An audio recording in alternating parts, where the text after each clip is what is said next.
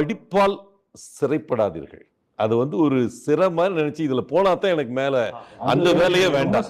Okay, அது வந்து ஒரு பையனோட சப்ஜெக்ட் இன்ட்ரெஸ்ட் பேஸ் பண்ணி நான் ஆப்ஷன் சொல்றேன் சார். ஒரு பையனுக்கு மேக்ஸ் நல்லா வருதுன்னா அவன் வந்து கம்ப்யூட்டர் சயின்ஸ், ஐடி தாராளமா படிக்கலாம். மேக்ஸ் காம்பிடன்ஸே இல்லாம நான் ஐடில போனா ஜெயிக்க முடியுமானா கண்டிப்பா முடியாது. இதே மேக்ஸ் பிளஸ் பிசிக்ஸ் காம்பினேஷன்ஸ் வருது அப்படின்னா எலக்ட்ரானிக்ஸ், எலக்ட்ரிக்கல், மெக்கானிக்கல் இந்த மாதிரி பிசிக்ஸ் டாமினன்ட் கோர்சஸ் எது வேணாலும் எடுத்து படிக்கலாம்.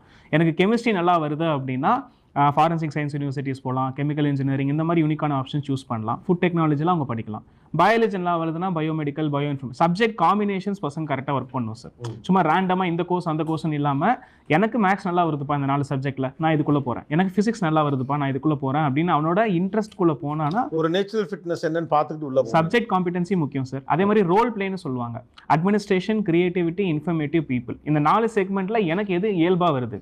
ஒரு சில பையனுக்கு மேனேஜ்மெண்ட்டுங்கிறது இயல்பாக வரும், அட்மினிஸ்ட்ரேஷன் இயல்பாக வரும், அவன் நிறைய ரெஸ்பான்சிபிலிட்டிஸ் எடுத்துகிட்டு பண்ணுவான். அது வந்து பிளேஸ் அ மேஜர் ரோல். கிரியேட்டிவாக இருக்க பையன் வந்து நான் சொன்ன டிசைன் இன்ஸ்டியூட்ஸ் போகிறது. இன்ஃபர்மேட்டிவ்னா ஒரு விஷயத்தை நான் ஆழமாக நுட்பமாக தேடுறது எனக்கு ரொம்ப பிடிக்கும், எனக்கு தேடுறது ரொம்ப பிடிக்கும் அப்படின்னா இன்ஃபர்மேட்டிவ் பேஸ்ட் ஆப்ஷன்ஸ் ஒர்க் பண்ணலாம்.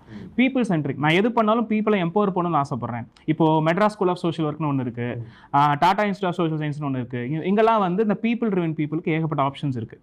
பீப்புள் ஹெல்ப் பண்ணாவே ஐஏஎஸ் ஆகணும், ஐபிஎஸ் ஆகணும்னு அவசியமே கிடையாது. நல்ல கோர்சஸ். அந்த மாதிரி subject competency and role play தெரிஞ்சது அப்படின்னா ஏகப்பட்ட ஆப்பர்ச்சுனிட்டிஸ். இந்த காம்பினேஷன்ஸ் ஒர்க் பண்ணிட்டோம் அப்படின்னா நம்ம எல்லாரும் மாதிரி வேலை கிடைக்குமா அப்படிங்கிற கேள்வியே கிடையாது. இப்போ சார் நான் ஃபியூச்சர் சொல்கிறேன் சார். யார் கிளைமேட் ஆக்ஷன் ஒர்க் பண்ண போகிறாங்களோ அவங்களுக்கு ஏகப்பட்ட ஆப்பர்ச்சுனிட்டிஸ் இருக்குது. டாடா இன்ஸ்டியூட் ஆஃப் சோஷியல் சயின்ஸில் டிசாஸ்டர் மேனேஜ்மெண்ட்னு ஒரு படிப்பு இருக்குது சார். இன்னைக்கு வயநாடு நடந்ததோ திருவண்ணாமலை நடந்ததோ திருப்பி நடக்கக்கூடாது அப்படின்னா கிளைமேட் ஆக்ஷன் நம்ம படிக்க வேண்டியது இருக்கு. ஸோ இது மாதிரி யூனிக்காக ஆப்ஷன் செலக்ட் பண்ண முடியுங்கிறத ரியாலிட்டி. நம்ம எல்லாருமே அந்த ஜாப் அந்த அவுட்கம் நோக்கி ஓடுறோம் சார். எந்த கெரியர் எடுத்துக்கிட்டாலும் சார் ரொம்ப ரியாலிட்டி பேசலாம். சாலிடா 7 to 10 வருஷம் எடுத்துரும் சார் அந்த துறையில் நீங்கள் ஒரு 1 லட்ச ரூபா சம்பாதிக்கணும்னா. அதான் இன்னைக்கு ரியாலிட்டி. எம்பிபிஎஸ் பையனுக்கும் அதே நிலைமை தான், இன்ஜினியரிங்கும் அதே நிலைமை தான்.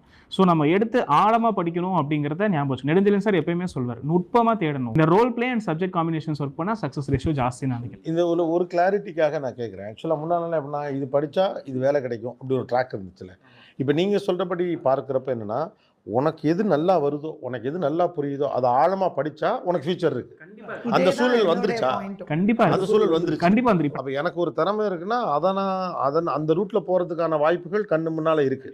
சார் இப்போ மேக்ஸ் சயின்ஸ் மேக்ஸ் அதுலயும் வந்து you should know what is going to happen in future.